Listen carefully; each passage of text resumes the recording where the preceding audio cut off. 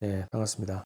오늘은 미국과 관련한 얘기를 좀 하겠습니다. 한국 언론과 아주 깊은 관련이 있는 미국의 민간 기구로 포장된 NED에 대해서 말씀드리겠습니다.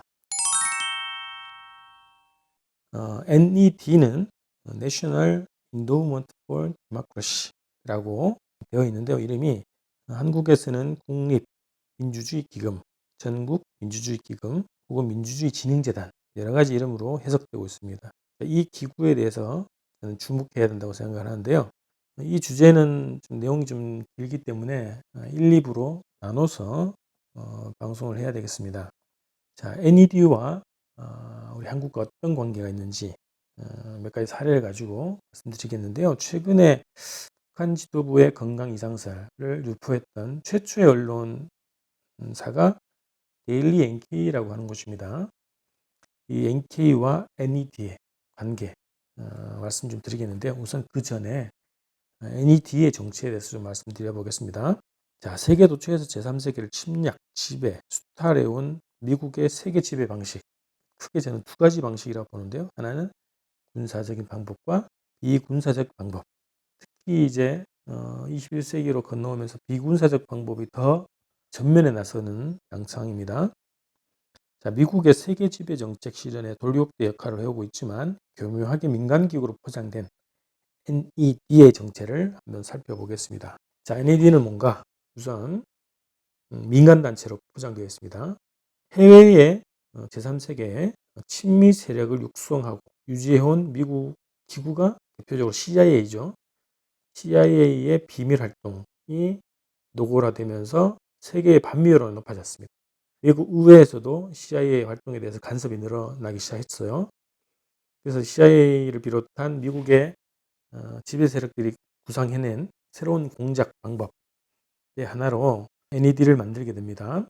CIA로는 더 이상 공개적으로 활동하기 어려워서 새로운 공작기구를 만들었는데 그게 해외의 민주주의를 돕기 위한 보조금을 지원한 단체라는 명목으로 1983년도에 공식 설치됐습니다. 민간단체로 등록되어 있습니다.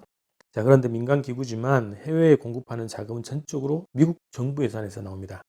미국 공보처에 할당된 미국 국가 예산의 일부가 이 재단의 예산으로 들어가는 거죠. 자, 이 재단의 이사회 구성을 보면 재밌습니다. 민주당, 공화당, 이 양당의 인사들이 다 들어가 있습니다.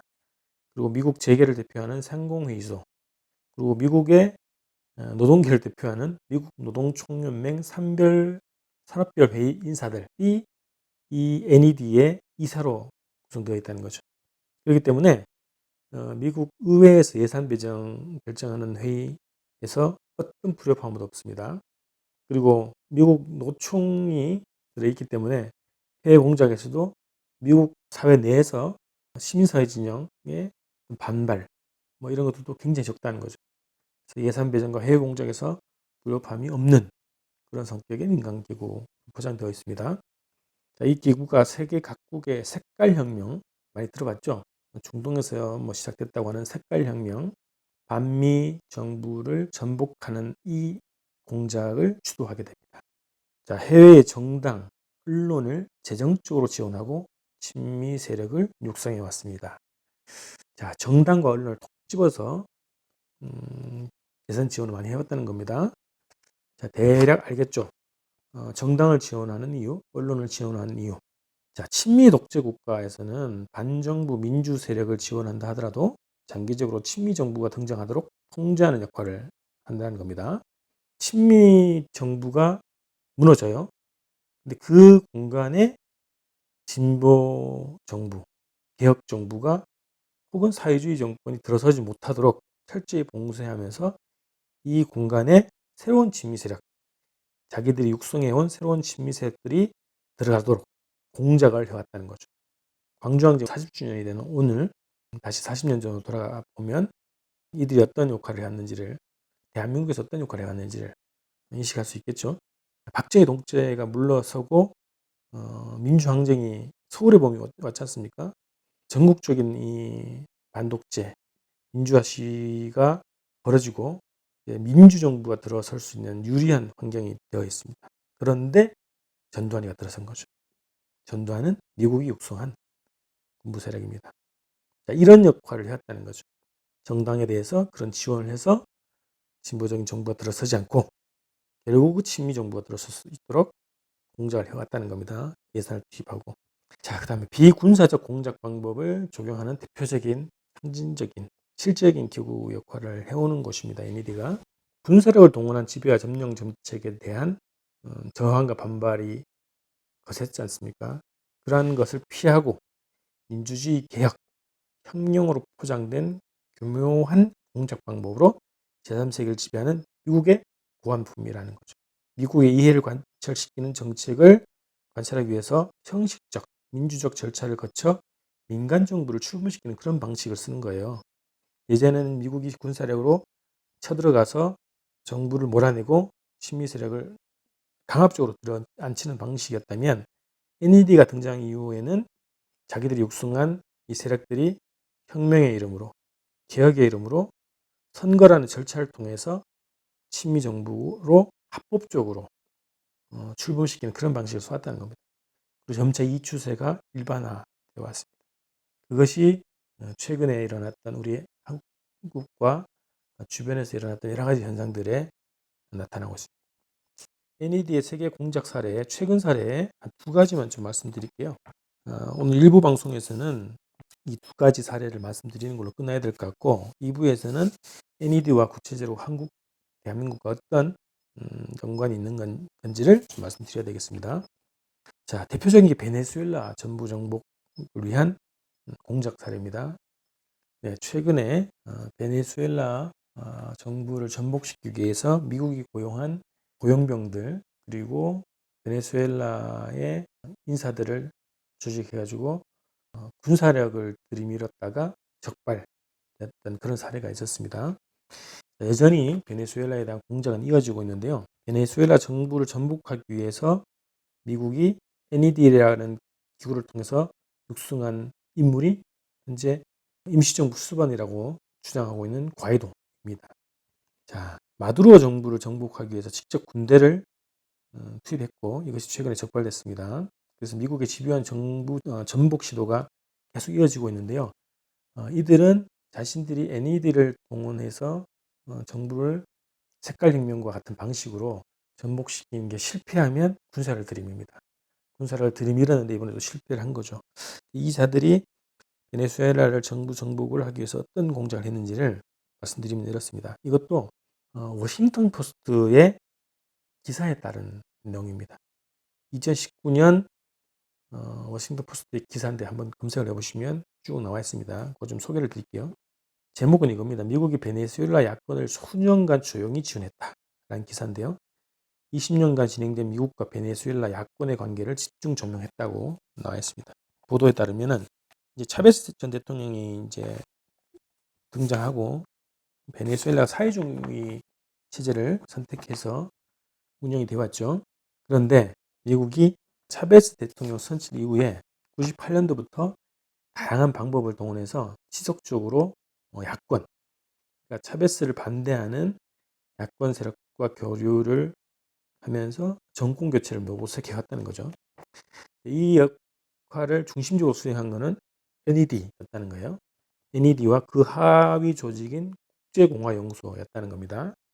자, 이들 단체는 공화당에서 공보 담당 비서관을 맡았던 마이크 콜린스 이러한 정치인들을 베네수엘라에 파견해서 야권 인사들과 만나서 정치 멘토 역할을 수행하겠다는 거예요.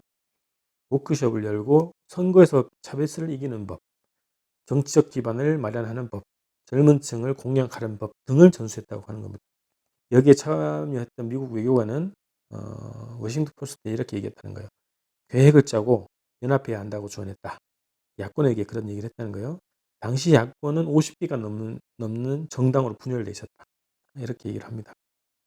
자, 2006년 대선 때는 전문가 5명을 직접 파견해가지고 야권 후보였던 마누엘 로살레스의 선거 유세를 지원했다는 겁니다. 자, 사회주의 정부 타도라는 목적 아래에서 진행된 물밑 작업은 제도권 밖에서도 이루어졌다는 건데요. 자, 미 국무부 산하 대외 원조 기관 국제개발처는 반정부 활동가들을 적극 지원하고 차베스 지지자들의 마음을 돌려놓기 위해서 애를 썼다 이런 겁니다.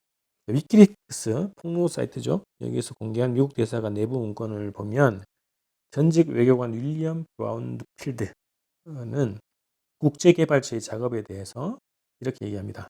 3,000번 이상의 포럼, 워크숍, 교육 과정을 열어서 성인 23만 8천여 명에게 접근했고 대안 가치를 설파했고 반정부 활동가들이 차베스 지지자들과 만날 수 있는 접점을 제공했다 이렇게 얘기를 합니다. 자, 국제개발처가 이제 대외 원조 기관 아닙니까? 미국의 대외 원조 기관이 대외 원조를 하는 것이 아니라 대외 공작을 했다는 거죠. 그러한 공작 기구라는 겁니다. 국제개발처 자체가. 그래서 미국의 원조로 하는 것이 기본 성격이 대외 공작이다. 이렇게 볼 수 있겠고요. 그 작업에 대해서 이렇게 얘기를 한 겁니다.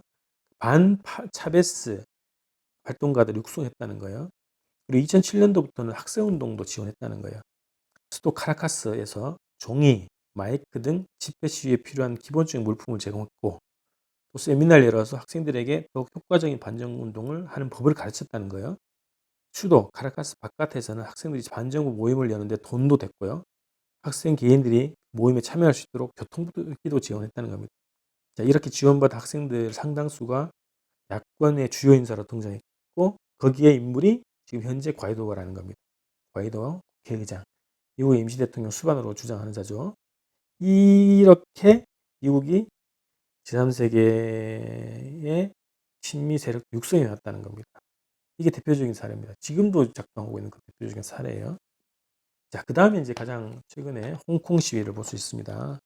홍콩 시위, 2014년 홍콩에서 발생한 우산혁명이라고 있습니다. 반정부 시위죠. 반정부 시위면서 반중국 시위입니다. 중국의 언론 한국시보가 이런 보도를 했습니다. NED가 홍콩 시위 주역인 조슈아 웡 이자에게 2012년 10만 달러, 이듬해 2013년도에 160만 달러를 지원했다는 거예요. 그래서 우산혁명이라고 하는 색깔혁명에 불을 지폈다고 하는 주장을 했습니다. 자, 작년에 8월에 홍콩의 한 호텔에서 이 조슈아 웡 그리고 데모시스트 비서장 등 학생 리더 3명이 홍콩 주재 미국 영사관 정치부 책임자인 줄리 이데를 만나고 있는 장면들이 사진에 공개됐습니다. 명백해졌죠. 이들이 성주기를 들고 나온 시위를 보시면 알겠지만요. NED가 또 배후에 있다는 겁니다. 자, 중국 정부는 이런 얘기를 합니다. 홍콩 연락 판공실, 그러니까 중국 정부가 홍콩에 파견한 그 판공실의 규모는 200명이라고 합니다. 근데 미 영사관의 정원 기준을 초과해서 1,600명이나 있다는 겁니다. 이들이 왜 들어와 있겠습니까? 이 많은 인원이. 공작을 위한 인원이라는 거죠. 그래서 NED가 홍콩 시위에도 배후에 있고 자금을 지원했고 홍콩 시위가 민주주의 시위가 아니라 미국이 육성한 친미 세력들이 일으키는 주도하는 반중국 시위라는 것이 명백하게 드러난 사례라고 볼 수 있습니다. 오늘 1부 이렇게 마치고요. 2부에서는 NED와 한국과의 구체적 관계에 대해서 말씀드려보도록 하겠습니다.